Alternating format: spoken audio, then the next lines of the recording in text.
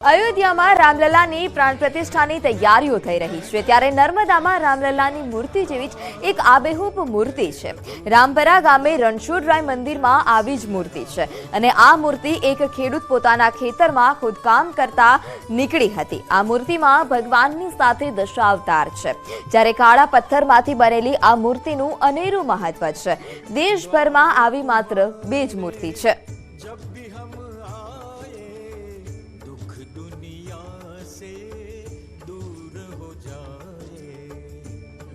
આવતીકાલે અયોધ્યા ખાતે રામલલ્લાની મૂર્તિની પ્રાણ પ્રતિષ્ઠા મહોત્સવ થવા જઈ રહ્યો છે। ખાસ વાત કરીએ તો જે મૂર્તિની વિશેષતા રામલલ્લાની બનાવવામાં આવી છે, કાળા પથ્થરમાંથી બનાવવામાં આવી છે અને 10 અવતાર દર્શાવવામાં આવે છે। ત્યારે આ એક મૂર્તિ જે છે રામલલ્લાની બનાવવામાં છે એની આબેહૂબ એક મૂર્તિ જે છે વર્ષોથી નર્મદા જિલ્લાના રામપુરા ગામે આવેલી છે। આ રામપુરા ગામના તમને આ ન્યૂઝ 18 પર એક્સક્લુઝિવ મૂર્તિ બતાવવા જઈ રહ્યા છે કે જે રણછોડજીની મૂર્તિ છે જેમાં 10 અવતાર દર્શાવવામાં આવ્યા છે।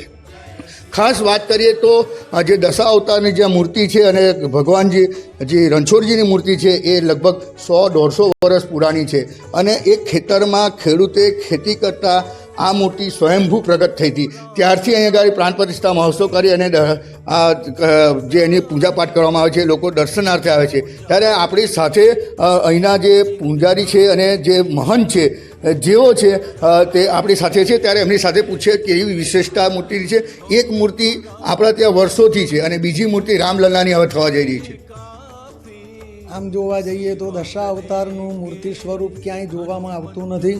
આખા ભારત દેશમાં નહીં, વિશ્વમાં જોઈએ તો આવું દશાવતારનું સ્વરૂપ અત્યાર સુધી માત્ર ને માત્ર નર્મદા ડિસ્ટ્રિક્ટના આ રામપુરા ગામે હતું। પણ અત્યારે જે મોદી સાહેબ ત્યાં અયોધ્યા નગરીની અંદર રામ જન્મભૂમિ ઉપર મંદિરનું નિર્માણ થયું છે અને એમાં જે રામજીનું સ્વરૂપ પધરાવવા જઈ રહ્યા છે એ રામજીનું સ્વરૂપ પણ આ જ રીતે દશાવતાર સહિતનું છે। ધન્ય છે કે આ દશાવતાર સહિત રામજી એ મૂર્તિની ત્યાં 22 તારીખના રોજ પ્રાણ પ્રતિષ્ઠા થઈ રહી છે। ખાસ વાત કરીએ તો આ મૂર્તિ કેવી રીતે નીકળી હતી અને ખાસ આ મૂર્તિનું પ્રાણ પ્રતિષ્ઠા કાર્ય કરવામાં હતી। વિશ્વમાં કે દેશમાં આ મૂર્તિ બીજી હવે એક નર્મદા જિલ્લામાં છે, બીજી રામલલ્લાની થવા જઈ રહી છે। આ મૂર્તિનું પ્રાગટ્ય જોઈએ તો અહીંયા સામે પીપળો છે અને તેની બાજુમાં જે રણછોડરાયનું પ્રાગટ્ય સ્થાન છે જ્યાં અત્યારે અમે ત્યાં પગલાં મૂકેલા છે અને એ પગલાંની નીચે વિશેષતઃ 1.25 કરોડ મંત્ર લેખન પણ મૂકેલું છે અને 101મા વર્ષમાં પ્રવેશ થાય તે સમયે અમે અહીંયા આગળ 7 દિવસનું શ્રીમદ ભાગવતજીનો સપ્તાહ અને 10મા સ્કંદનો સ્વાહાકારનો 1 અઠવાડિયાનો કાર્યક્રમ કરેલો। તે ઉપરાંત આ જે મૂર્તિ સ્વરૂપ છે અહીંના ખેડૂતને અંદર ખેડતી વખતે જમીનમાંથી સ્વયંભૂ ભગવાન પ્રગટ થયેલા અને એમને વિચાર આવ્યો કે આ ભગવાન મારા ખેતરમાંથી જો નીકળ્યા છે તો હું આ મારી જમીન મંદિર માટે અર્પણ કરું અને એ જમીન અહીંયા મંદિર માટે અર્પણ કર્યા બાદ આ મંદિરનું નિર્માણ કર્યું છે। મુંબઈના કોન્ટ્રાક્ટર અને રાજા રજવાડાના સમયથી આ મંદિરની દેખરેખ થઈ અને આજે પણ આ મંદિર દેખાય છે। આબેહૂબ જૂનું અને નકશીકામ સહિતનું મંદિર છે અને આ મંદિરમાં ભગવાનની સ્થાપના કરે 101મું વર્ષ ચાલી રહ્યું છે। બિલકુલ, તમે સાંભળ્યું તેમ ખાસ કરીને વાત કરીએ તો હું ફરી તમને આ મંદિરના વિશેષતાની મૂર્તિનો દર્શન કરાવવા માંગીશ જે ન્યૂઝ 18 ગુજરાતી પર તમે એક્સક્લુઝિવ દર્શન કરી શક્યા છે। કારણ કે જે રામલલ્લાની મૂર્તિ જે બનાવવામાં આવી છે આ રામલલ્લાની મૂર્તિને આબેહૂબ અહીં રણછોડજીની મૂર્તિ છે, 10 અવતાર પણ દર્શાવવામાં આવ્યા છે। આ મૂર્તિ સ્વયંભૂ પ્રગટ થયેલી છે એટલે કહી શકાય કે ભારતભરમાં એક જે મૂર્તિ હતી જે 10 અવતારની જે નર્મદા જિલ્લાના રામપુરા ગામે હતી, હવે બીજી મૂર્તિ જે છે રામલલ્લાની થશે। એટલે કહી શકાય કે જે આવતીકાલે રામલલ્લાના જે પ્રાણ પ્રતિષ્ઠા મહોત્સવ છે જેની જે મૂર્તિ બનાવવામાં આવી છે, જે કારીગરોએ મૂર્તિ કલાકારોએ બનાવવામાં આવી છે, એવી આબેહૂબ નર્મદા જિલ્લામાં જે મૂર્તિ છે રણછોડજીની તે તમને અમે ન્યૂઝ 18 ગુજરાતી પર દર્શન કરાવી રહ્યા છીએ। દીપક પટેલ, ન્યૂઝ 18 ગુજરાતી, નર્મદા। રામ મંદિર પ્રાણ પ્રતિષ્ઠાનું કાઉન્ટડાઉન શરૂ થઈ ચૂક્યું છે। અયોધ્યા રામ માટે તૈયાર છે। હાલ અત્યારે રામ મંદિરને લઈ તમામ તૈયારીઓ પણ જોવા મળી રહી છે। ભક્તોમાં પણ અનેરો ઉત્સાહ છે। ત્યારે દેશભરમાં હાલ અત્યારે દિવાળી જેવો પણ માહોલ જોવા મળી રહ્યો છે। અલગ અલગ જગ્યાઓથી દેશભરમાંથી હાલ અત્યારે લોકો પહોંચી રહ્યા છે અયોધ્યા।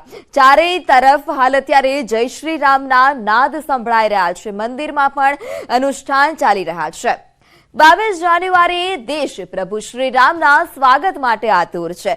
સમગ્ર દેશવાસીઓ 2.5 મહિનાના અંતરાલ બાદ ફરી દિવાળી ઉજવવા હાલ અત્યારે થનગની રહ્યા છે. સોમનાથને કહેવાય છે સંકલ્પ ભૂમિ. શા માટે કહેવાય છે તે પણ તેના પાછળ અનેરું મહત્વ છે. અયોધ્યાના રંગે હાલ અત્યારે તમામ શહેરો રંગાયા છે. અમદાવાદમાં 7 ઝોનમાં લોક ડાયરાનું પણ આયોજન કરવામાં આવ્યું છે. 125 LED સ્ક્રીન પર પ્રાણ પ્રતિષ્ઠાનું પ્રસારણ પણ કરવામાં આવશે. અયોધ્યામાં રામ મંદિર પ્રાણ પ્રતિષ્ઠાને લઈ અમદાવાદમાં પણ ઉત્સાહનો માહોલ જોવા મળી રહ્યો છે. એમસી દ્વારા પ્રાણ પ્રતિષ્ઠાને લઈ વિશેષ આયોજન કરાયું. શહેરના 7 ઝોનમાં સાંસ્કૃતિક ડાયરાનું પણ આયોજન કરાયું છે. તો 22 જાન્યુઆરીએ 125 LED સ્ક્રીન પર પ્રાણ પ્રતિષ્ઠાનું લાઈવ પ્રસારણ થશે. અનેક વિકાસલક્ષી પ્રોજેક્ટનું નામકરણ રામાયણના આધારે કરાયું છે. જ્યારે શહેર રામ નામના ધજા, પતાકા અને રોશનીથી શણગારાશે. સોસાયટીમાં પણ અનેક કાર્યક્રમોના આયોજન થયા છે. શહેરમાં દિવાળી જેવો માહોલ ફરી એકવાર જામ્યો છે. ત્યારે અમદાવાદ રામ ભક્તિમાં ડૂબ્યું છે.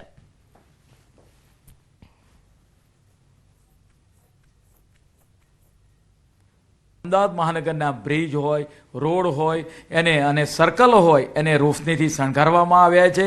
તદુપરાંત મહાનગરના જે સ્માર્ટ LED સ્ક્રીન છે 126 જેટલા, તેના પર તેનું લાઈવ જીવંત પ્રસારણ કરવામાં આવશે. મહાનગરની અંદર દરેક ઝોનની અંદર 2 જગ્યાએ સાંસ્કૃતિક કાર્યક્રમો, લોક ડાયરાનું આયોજન કરવામાં આવ્યું છે.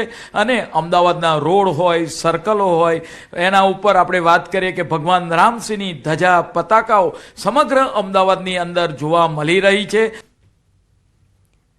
તો સમાચારમાં હાલ સમય થયો છે વિરામનો. આપ જોડાયેલા રહો ન્યૂઝ 18 ગુજરાતી સાથે.